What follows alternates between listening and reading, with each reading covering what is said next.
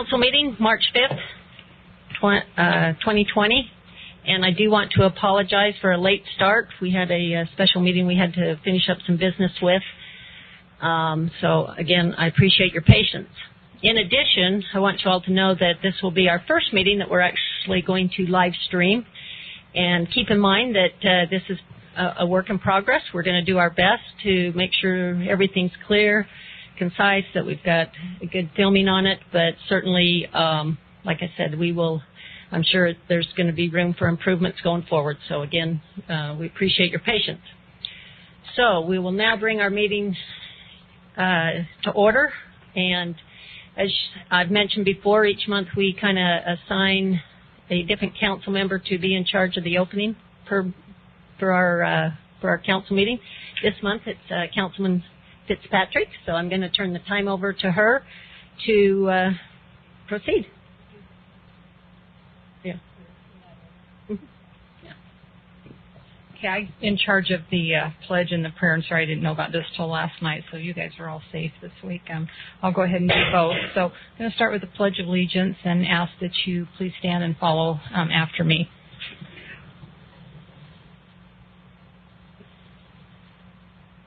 Pledge allegiance to the flag of the United States of America and to the republic for which it stands, one nation, under God, indivisible, with liberty and justice for all.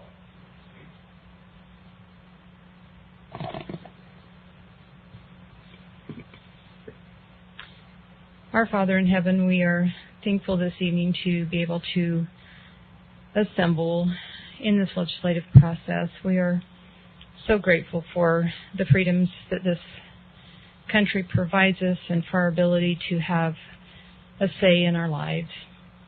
We're grateful for this great city and for all the employees that work here, and we ask you to bless them and to especially bless those in our police and fire that daily protect our lives, and please watch over them and their families. We're grateful for this process that we have to be able to determine the best direction for the city. We're grateful for the opportunity that we have as council members to listen and to be guided to make the best decisions. We ask you to bless this meeting tonight, too, with civility and peace, and that all may go well here, and ask for this in the name of Jesus Christ. Amen. Thank you, Ms. Fitzpatrick. Time rolling off. Okay, at this time I'd entertain any type of municipal event announcements. Mr. Thomas, do you have anything about? The only thing I can think of is on the 16th is the library night, and that's where there'll be many council members and others that will be reading to the children. It's a fun night, and it starts about 6 o'clock, so come and enjoy. And if you go the 16th, Dave's going to be there by himself. The rest of us are coming the 13th. Oh, that's good. That's good. I'd much prefer to read by myself than to read in front of others. So it's on the 13th? It's on the 13th, yes. Okay. And it's on the roaring That'll 20s. Work. So it'll be That's why we have 5 council members. Okay.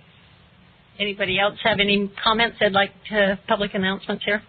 Just one, and just brought it up last time, but April 1st is the census date. You should start receiving your postcards in the mail next week that will give you the online site to go on and to be able to start to fill the census out. We really encourage every family member needs to be accounted for, because a lot of this is how we get our money for programs and stuff. So please take the time to do that. Okay, thank you very much. Okay, with that, now we'll move on.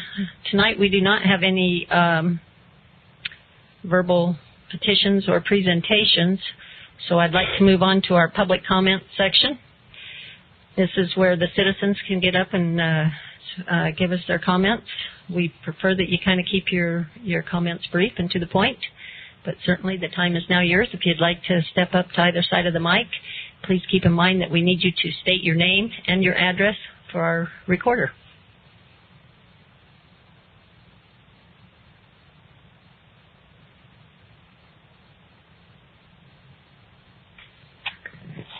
Okay, my name is Kelly Morse. My address is 1092 East 255 South in Layton, obviously. And so we are coming. We have just been visited by code enforcement about having some ducks on our property. And so we acquired the ducks. One, there are ducks within like blocks of the property because there's naturally occurring streams, creeks, things like that. But so one wandered into our yard and was orphaned. So we kept it and raised it because it would have died on its own. And we collected some other ducks because they're not supposed to be by their own and because they're adorable and we love them. It's been about probably 2 years since we've had them. And so now we are being visited by code and being made aware that it's not within our zoning to be able to have ducks on the property. But as I'm looking at the zoning requirements for my property for the zone that we're in, which I think is an R18, I could be butchering that, that they're allowed to have 6 chickens. So we have 6 ducks. And so my argument is that I would like to be able to be allowed to do that, whether there's some sort of variation, some sort of permit, or a different rezoning to allow for the domestic ducks on the property. Because as I look at them, they're similar in size. It's not like a turkey or something that's large. They're very docile. They're calm. We have them to lay eggs. They perform a similar function. These ones they're a larger breed, so they're a meat bird. They don't fly. They can't go anywhere outside of a penned area unless we let them out. And so that's my argument, is that we're looking at it going, these are pets that we've had for a while. They've not been a problem. It's recently a problem because the neighbor didn't want them in their yard, which we talked to before, but they didn't let us know that they wanted them not wandering because the rest of the neighbors love it, and the little kids love it. Everybody likes it. And so we can keep them in a more penned area, which is the requirement for the chickens. And we have a penned area. We had just been giving them more freedom because we didn't understand it to be an issue. So that's what we're asking, is to see if there is a legal way that we can be allowed to keep our pets. Okay. We appreciate your comments, and we'll certainly keep that in mind. However, if you do want to try to change our code, then there is a process you'll have to go through. Right. So. Who would we come in and talk to about that? Could we come in and sit down in front of someone and talk to them and see what steps we need to take? Hang on 1 second. Uh-huh. Yes, we spoke on the phone earlier today, and okay. Be happy to be with you. We talked about setting up a time whenever it's convenient for you. Yep. And if I understand that these are the individuals that will be deciding on that if we do legal paperwork, or how does that? So the way to change the code, you could apply for what they call an ordinance text amendment. By the way, I'm Chad Wilkinson. I'm the Community Development Director. You could apply for an ordinance text amendment that goes to the Planning Commission for a recommendation, and then the City Council is the legislative body that would approve or disapprove that request to change. We'll be in contact with them. Yeah, happy to meet with you. Yep. Thank you for your time. Okay. Thank you. It's a question for Gary, maybe. So in that process, they'll have a little bit of leeway on till that goes through the process as far as the ducks they have now. Sure. Yeah. If you let us know, we've got their names, and so we'll go ahead and take that into consideration if they start that process.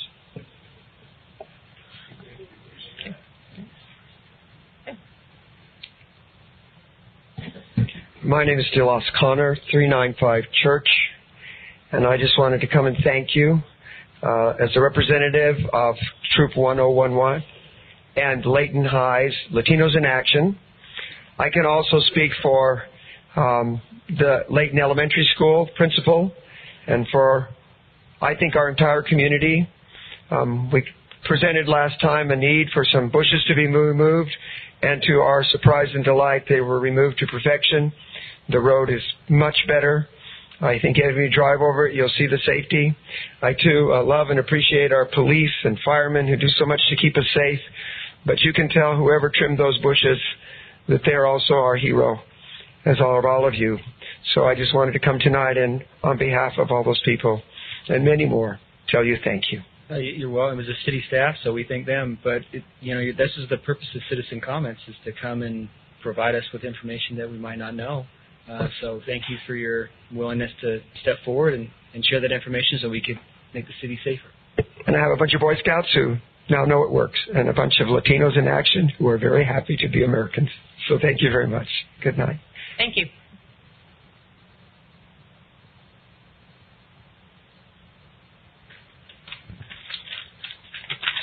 Spencer Hatlock, 565 Sherwood Drive. Mayor, City Council members, I visited the council late July of 2019 to address my neighbor's excess of dogs. Some of you may remember my concern. Mayor Petro, if I remember correctly, you and I talked briefly after. Dave Thomas, who is seated as a resident, made a humorous comment of, if I get elected, I can help you with that. And finally, Alex Jensen stated, the code specifies how many animals we can have in our homes, and that's the law. If there are too many dogs in a home, then they're in violation of the ordinance, and that needs to be enforced. For those of the council who are not here, I reported my neighbor's 6 adult dogs and 3 puppies, animal control's poor response, and the lack of support and protection I received as a Layton State resident. Since that report, which was on the 18th of July 2019, now almost 8 months later, my neighbor's dog situation seems unchanged. On Tuesday, I counted 5 adult dogs barking at my wife, children, and self. Animal control has been terrible to work with.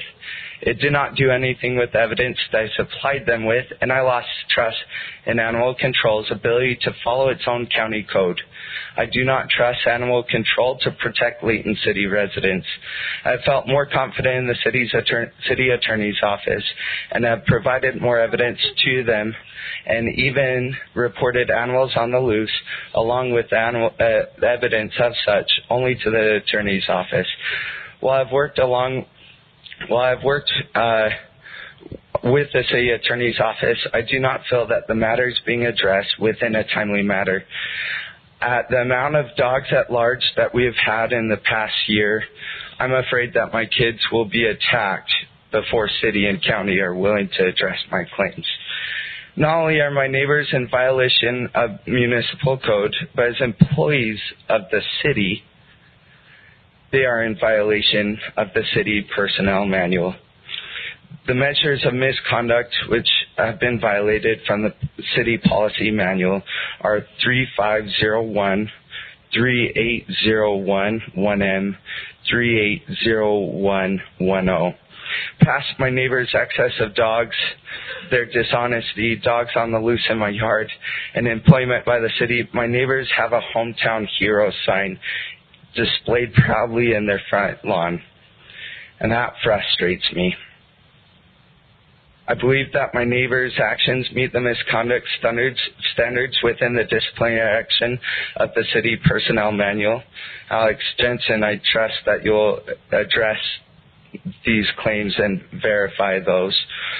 Mayor Petro and City Council members, will you please help me? We appreciate your comments. Do you have more? That's for what I had in the comments. Okay. Definitely we'll take some action here, and I appreciate you circling back around with this. Thank you. I plan on following up. Thank you. Thanks very much. Okay. Are there any other comments here?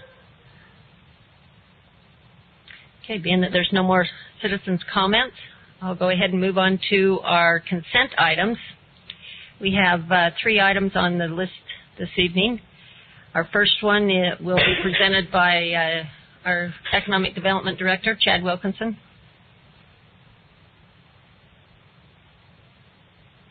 Thank you, Mayor, Council. I'll be very brief. With Councilman Morris's election to the City Council, there has been a vacancy created in our Planning Commission. The mayor has gone through a process to interview a number of applicants. We had around 10 applicants apply for the vacant position. Of those, 2 were interviewed by the mayor, members of our council, and members of our city staff.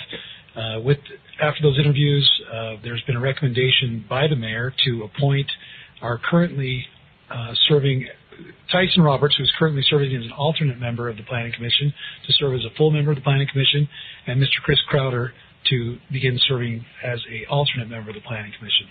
Happy to answer any questions if I can. We would recommend that you approve Resolution 20-17, making those appointments.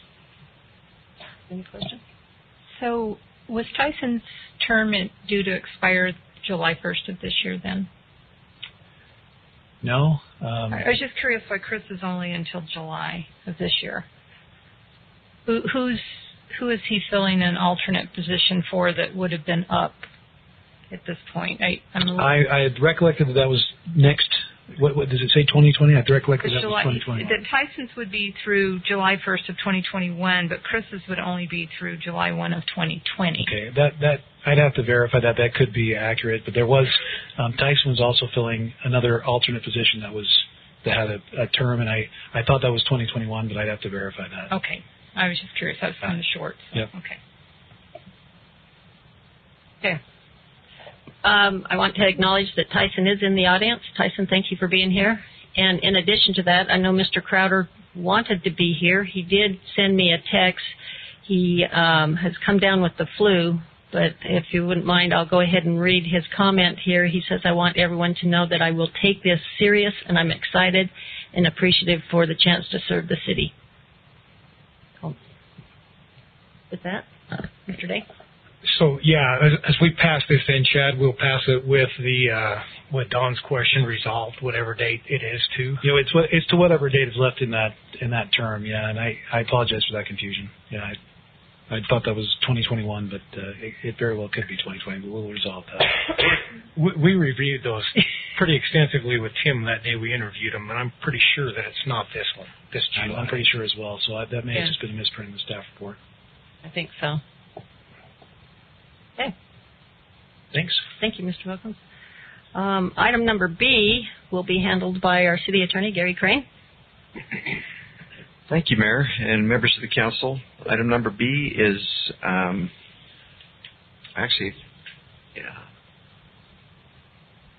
Okay. Item number B is the interlocal agreement. I was just making sure it was B. It's the interlocal agreement. Resolution 20-16. Every year we have a review by Davis County Animal Control of the number of calls for all the cities in Davis County.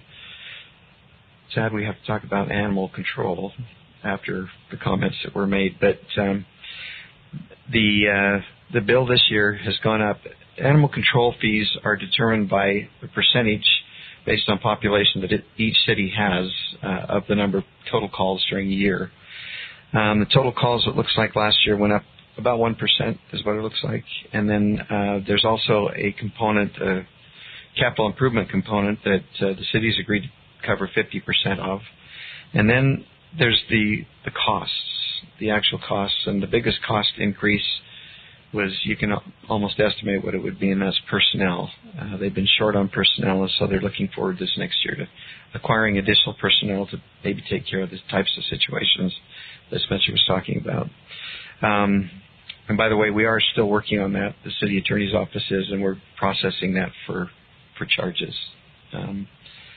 One of my attorneys is working with you on that. I know you haven't heard back in a while because it takes a while to gather the information from animal control on a situation like that, but we are working on it. But this year's contract, it varies from last year's contract about $60,000. It's an increase of $60,000 to the city for the services that animal control actually has rendered. And all we do is we amend each year that provision, that portion of the code that actually deals with the increase in revenues, because the services are the same. Not the increase in revenues, but an increase in costs, because the remainder of the contract is the same. And so with that, we'd recommend that we go ahead and approve it, and we will certainly chat with them about providing services better customer than what service we've had in the past. Yeah. Thank you. Okay. Council, any questions? Yeah, I got a question.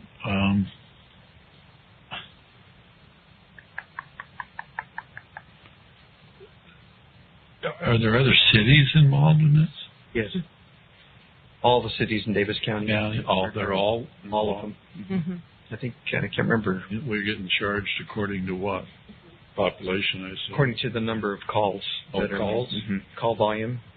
And Layton's the biggest city in Davis County, and so that's the reason we take the brunt of it. About 28% of the calls come to Layton. And the variables in the nuisance animal calls, too. Yes. That's where the costs kind of escalate a little bit. Okay. What do we have I mean, the gentleman that just has had this problem for quite a long time, what's our remedy to I mean, this is just bad timing, I guess, for Davis County, but, I mean, we just hope that they do better? No, actually, we will actually take them to court over the number of animals. He's actually submitted video. Submitted video of the dogs, the number of dogs, on repeated occasions. You're allowed to have up to 2 dogs in the home, and then you can have puppies until they're a certain age. And these folks have claimed, and the animal control has looked at it as a puppy mill, essentially, and wanted to actually go with a charge of their puppy milling. They're producing these for profit. And so they were investigating. That was what they indicated to begin with. They're our investigating agency. We don't do any of the investigation ourselves, but they do the investigating. They turn in the documents. They turn in the video. I've got to tell you that this young man has turned in better video. Being there every day, he's turned in accurate video and better video to our office to enable us to be able to take steps in enforcing. And so the next step for us would be to file charges and against these individuals, and to have a judge order them to get rid of the dogs. And is it to typical discussions between the city and the animal control? Do you typically have these kinds of situations where he's had to go so long and hasn't really felt like the county has been really paying attention to his issues? Is that typical, or not typical? They handle the vicious animals, the things that are immediate urgency, because they do have a dearth of employees. I mean, it's you call and the service is not next day or instantly, unless it's that type of an incident that occurs. We have talked to them about this. We've talked to the director about this. I think Alex has been in communication with them as well, because we're not satisfied with the amount of service that they give us. And I think that's the reason for the increase that you'll see for the increase in the number of employees. Yeah, because that was the irony of it, is that we want more personnel, but I hope that they get better service for the residents, as Layton City's picking up most of the tab. You're correct, and we actually do the prosecution as well, and we prosecute it as soon as we get enough evidence to do that. So, and we believe in this case we've got adequate evidence to do it. So, we'll proceed forward, and we'll give you a report, let you know what happens, as well. I do have a question, Gary. So on the capital improvement, we had the opportunity to tour the facility, and it is in desperate need of capital improvement. But if the cities are doing 50%, are we based on population again? How do the cities how are they assessed in that 50%? So that 50% is covered by the county, and then 50% is divided amongst the cities. So we're paying 27% of 50% is essentially what we're paying. Okay, and it's based on population then. Okay. On number of calls. Number of calls. Mm-hmm. Okay. Any other questions? Okay. Let's go ahead and move on to item number C, which is a bid award for Think Architect. This is an exciting one to have presented to us tonight. This will be presented by Chief Ward, and it's in regards to the new fire station. Thank you, Mayor, Council. You have before you Resolution 20-06. This is the bid award for architecture and engineering services for Fire Station 4, also known as Fire Station 54, in the countywide numbering system. This resolution authorizes the execution of the agreement between Layton City and Think Architecture for design of the fire station. Will be located at approximately 1300 North Valley View Drive on land that on the last council meeting we kind of finalized that with UDOT that had been dealing with a matter of having to move the lot lines a few feet here and there. This fire station, as you know, will be located on the east side of the city, just east of Highway 89, right near the proposed interchange for Highway 89 and Gordon. This will significantly improve our response times to the southeast part of the city. Right now we have a gap in our ability to provide timely service up there. Having a station up there is going to benefit the residents in the area for both emergency medical services and fire service capacity citywide, not just in the area right there. The design for the station is is a 3-bay station that's approximately 10,000 square feet. It will serve well into the future. That's our design. Our plan is to have this building be there for quite a long time and build it so that it's for the future for staffing needs and for apparatus needs and different equipment. Initial plan would be to house a fire station there. Is also to move one of the ambulances that we currently staff due to call volume from Fire Station 1 out west and move that ambulance up to Station 4 up there. We did receive 8 bids from eight different firms. The lowest responsive bid was Think Architecture at $144,550. I apologize. With the change to the live stream, our ability to project has apparently been altered. Currently, we weren't quite ready for this. So in your packet, you have some slides up there. And what I can do for those that would like to see this is we can take this PowerPoint presentation and we can have it put on our city website, under the fire department there, or on the home page, wherever you would desire, and people could click on a link there and be able to see some of the pictures that we have on there. One of the things that we do have on there is a project schedule. The construction time frame is anywhere from about 8 to 12 months. And so in the future, if you approve this tonight to move forward with the architect and engineering services, we'll then be looking at moving forward with going out to bid for a builder, a construction company, and construction manager for that project. We do have in the audience tonight Scott Wilkinson from Think Architecture. Mr. Wilkinson has worked very well with us and very well with the city on other projects in the past. We know him very well.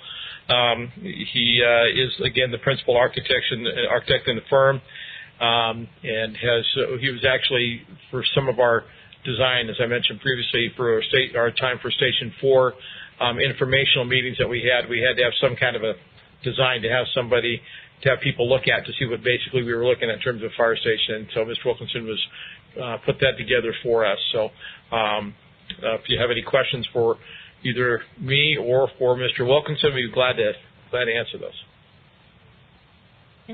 Council, any questions? Yes, sure. Just maybe for Think Architecture, any other municipal buildings or fire stations that we could maybe take a look at in the interim?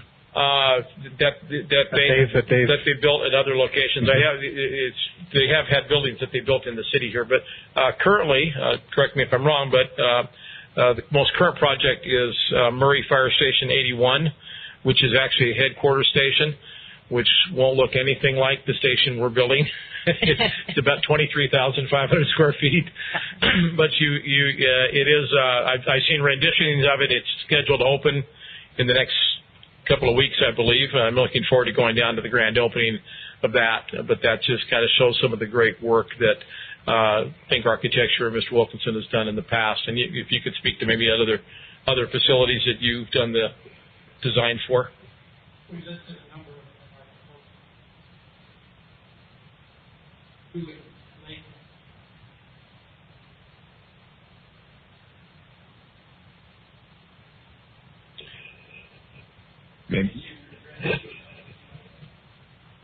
Maybe just in support of that question, Councilmember, Mr. Wilson was a principal at the time in the firm that designed and project managed this facility that we're sitting in tonight, as well as he said, 2 stations here in Layton, Station 51 out on 2200 West and Station 52 that's up on Church.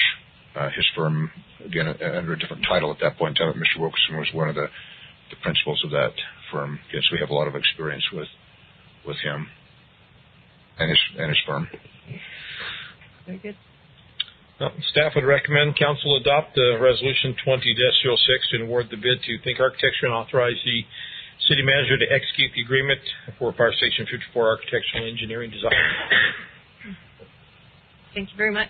Thank you very much. Appreciate your support. Thank you. Okay. Council, that wraps up our consent items as presented, so I would entertain a motion. Madam Mayor, I move that we approve the consent items presented this evening, Resolution 2017, Item B, Resolution 2016, and Item C, Resolution 20-06. Second. Okay, it's been moved in second. All those in favor, say aye. Aye. Any opposed? Okay, that's unanimous. Okay. Do we have any unfinished business anybody would like to bring before me? Seeing none, I'll entertain a motion then to close our council meeting for this evening. So moved. Okay. I'll second. Thank you very much. We appreciate those that are in the audience, and also to our staff for our live stream. All in favor of closing this meeting? Aye.